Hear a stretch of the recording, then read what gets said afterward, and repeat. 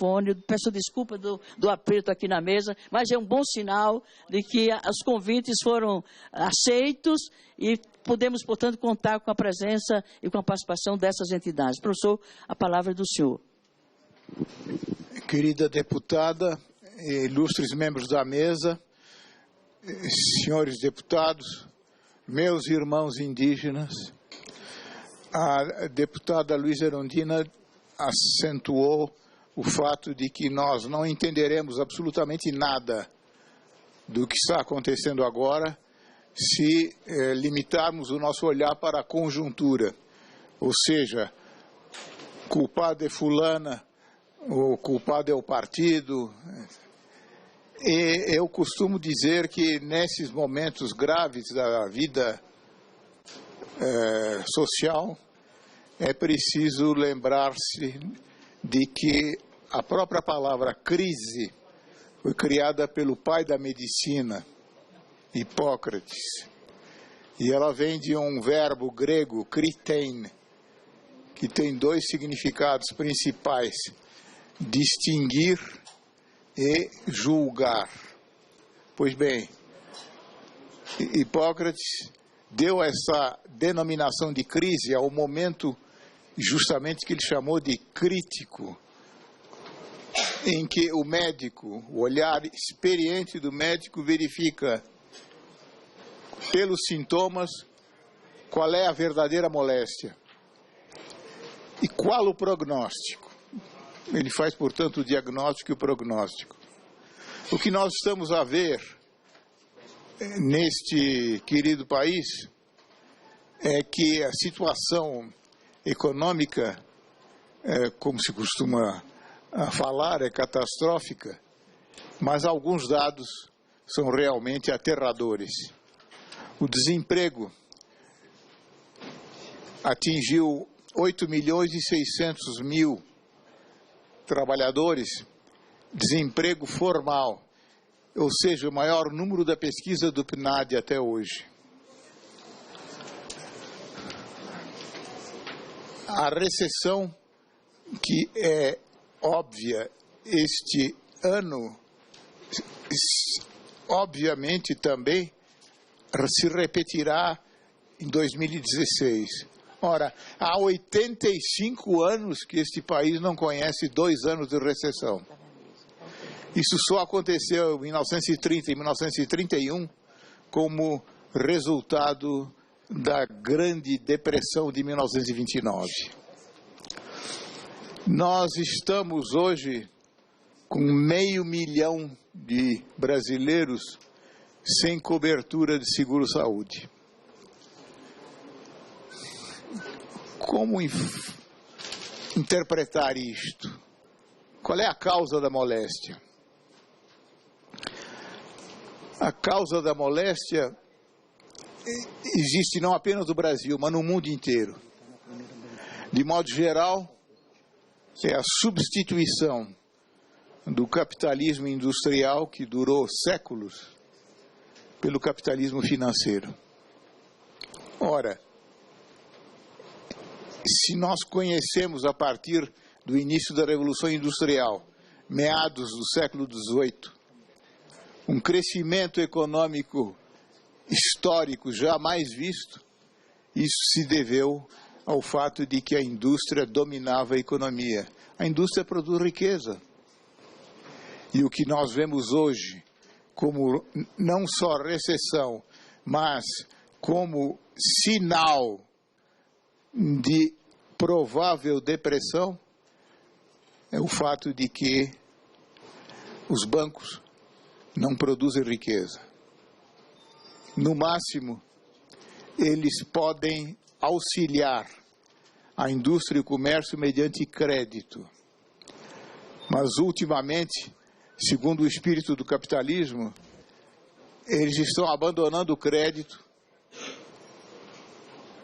porque dá muito mais dinheiro à especulação financeira. Para se ter uma ideia também de dados, segundo a Confederação Nacional da Indústria, a indústria brasileira enfrenta a maior restrição ao crédito em 9 anos. E mais, o Banco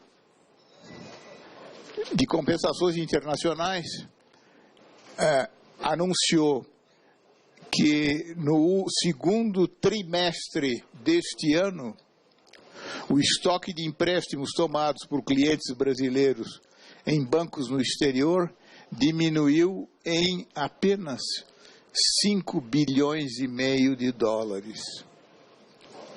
Ora, como é que os bancos ganham dinheiro na especulação financeira? E não apenas na especulação financeira, nós vamos ver daqui a pouco, também na dívida pública.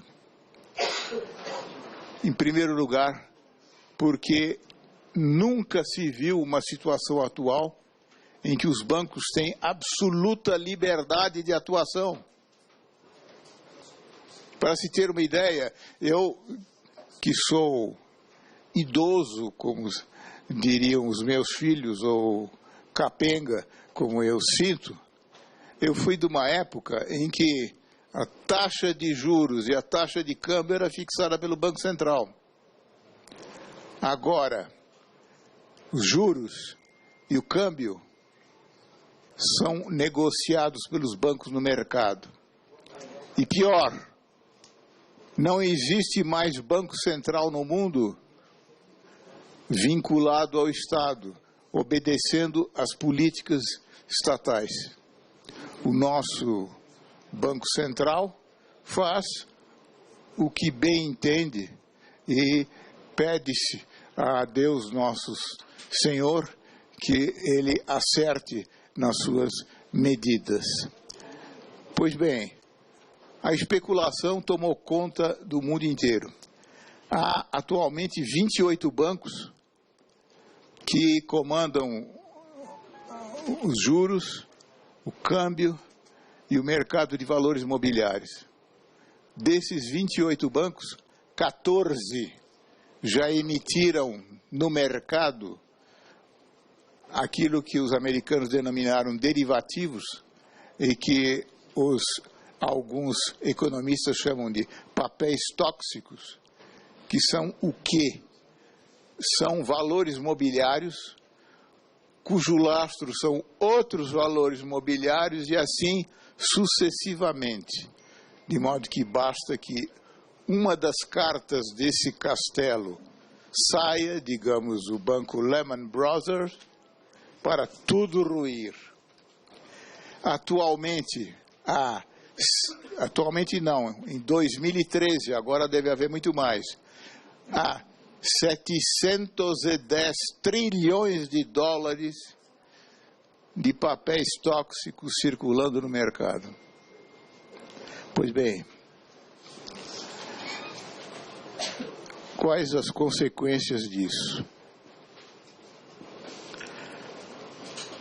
Antigamente, os bancos tinham a sua atividade regulada pelos estados.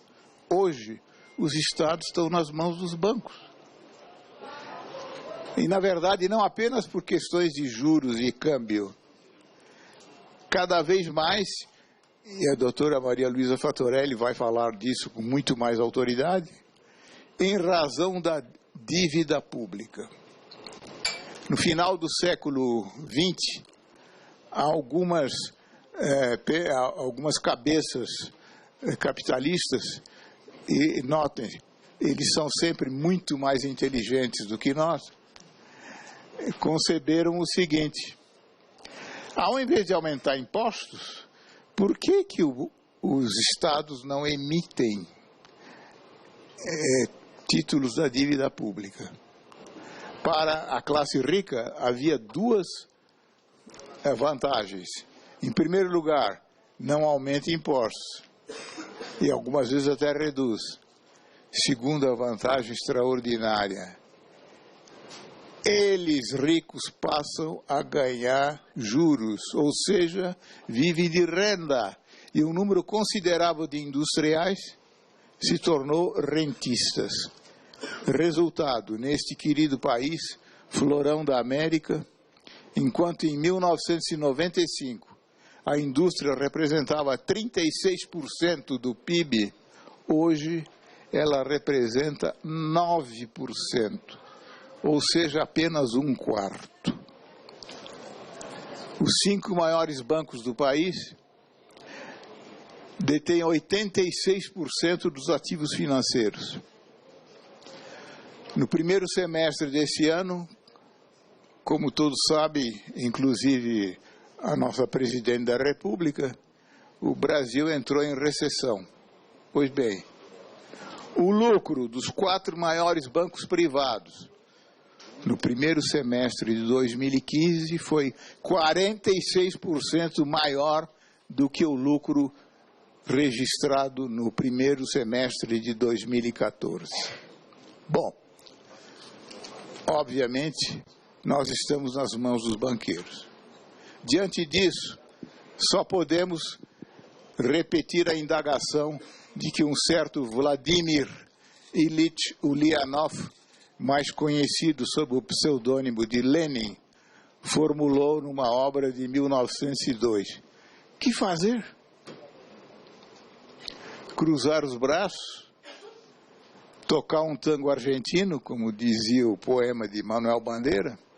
Acho que nem isso vale hoje, porque a Argentina não está em situação brilhante. Eu quero resumir, pedindo licença por ter falado demais. Nós precisamos agir politicamente e economicamente. Politicamente, nós precisamos lutar cada vez mais contra a dominação oligárquica. Neste país, o povo nunca teve poder. O máximo que ele faz é eleger representantes aqui no Senado Federal, nos estados, etc. Nunca teve poder. Nós precisamos começar estabelecendo de fato, e não apenas de direito, alguns instrumentos de democracia direta. Na Constituição, o artigo 14 diz que são manifestações da soberania popular o plebiscito, o referendo, a iniciativa popular. Mas, como eu disse, os de lá de cima são muito mais inteligentes do que a nossa ralé aqui embaixo. O que eles fizeram? No artigo 49, inciso 15, eles puseram: é da competência exclusiva do Congresso Nacional convocar plebiscito e autorizar referendo. Quer dizer que nós outros, mandantes ou representados, temos que pedir licença aos representantes para manifestar a nossa vontade. Sobra o quê? Sobra a iniciativa popular legislativa. Eles cometeram um erro, que em geral eles não cometem. Eles não puseram trave. Só disseram 1% do eleitorado nacional. Mas quando chegou aqui, o presidente da Câmara dos Deputados, que certamente não era o liberal Eduardo Cunha, estabeleceu o seguinte: todas as assinaturas têm que ser reconhecidas. Ora, nós temos hoje 150 milhões de eleitores, o que significa apenas 1,5 milhão de assinaturas a serem reconhecidas pelos coitados dos funcionários dessa casa. Então, primeira coisa, concentrar esforços no seguinte: uma lei regulamentar da Constituição proibindo outras exigências a não ser aquelas que estão explicitamente na Constituição, para iniciativa popular legislativa. Ainda no campo político, é preciso quebrar o monopólio empresarial dos meios de comunicação de massa. Ainda aí, a Constituição, que é só para inglês ver e francês cheirar, diz assim, artigo 220, parágrafo 5º, são proibidos o monopólio e o oligopólio, direto ou indireto, dos meios de comunicação social. Evidentemente, esse dispositivo foi introduzido na Constituição pela Rede Globo, como vocês imaginam. Bom, até hoje, mais de um quarto de século da promulgação da Constituição, o Congresso Nacional, sempre muito ocupado, sempre muito atarefado, não encontrou tempo para votar uma lei regulamentando esse dispositivo. Economicamente, chamo a sua atenção e insisto, é preciso juntar forças contra a dominação bancária. Portanto, os senhores deputados têm que chamar os industriais. Os industriais do campo econômico são os que estão mais sofrendo. É preciso chamá-los para estimular a reindustrialização do país. O Brasil, foi de 1900 a 1975 o país que mais cresceu no mundo depois do Japão. Agora é esse desastre. É preciso dar estímulos econômicos e fiscais à indústria. E, finalmente, é preciso regular o endividamento público. A Lei de Responsabilidade Fiscal proíbe o Banco Central de emitir títulos públicos. Mas o Tesouro Nacional, sem ligar muito para isso, resolve emitir e entregar por baixo do pano, de graça, títulos da dívida pública ao Banco Central. A Constituição Federal, no artigo 52, inciso 6º, diz: é da competência privativa do Senado a fixação de limites globais do montante da dívida consolidada da União, dos Estados, do Distrito Federal e municípios, mas sempre por proposta do Presidente da República. O senador José Serra, ele devia estar com alguma dificuldade de leitura, então essa parte final ele suprimiu. E ele apresentou uma proposta de regulação da dívida pública sem proposta anterior da Presidência da República. O artigo 163, inciso 2º da Constituição, lei complementar disporá sobre dívida pública externa e interna, incluída a das autarquias, fundações e demais entidades controladas pelo poder público. Essa lei, até hoje, não foi editada. E, finalmente, para gáudio da nossa classe rica, o que todos os observadores externos estão sugerindo é aumentar os impostos incidentes sobre a parcela mais rica da população e estabelecer um piso para a tributação da renda dos mais pobres. Mas isso a gente não pode falar em qualquer lugar, porque senão, antigamente era considerado comunista, agora provavelmente é considerado altamente terrorista. Meus caros, eu estou brincando para não chorar. Nós precisamos enfrentar seriamente a situação atual, porque não só o Brasil, mas o mundo inteiro está às vésperas de uma depressão muito mais catastrófica do que a de 1929. Deus nos livre. Obrigada, professor.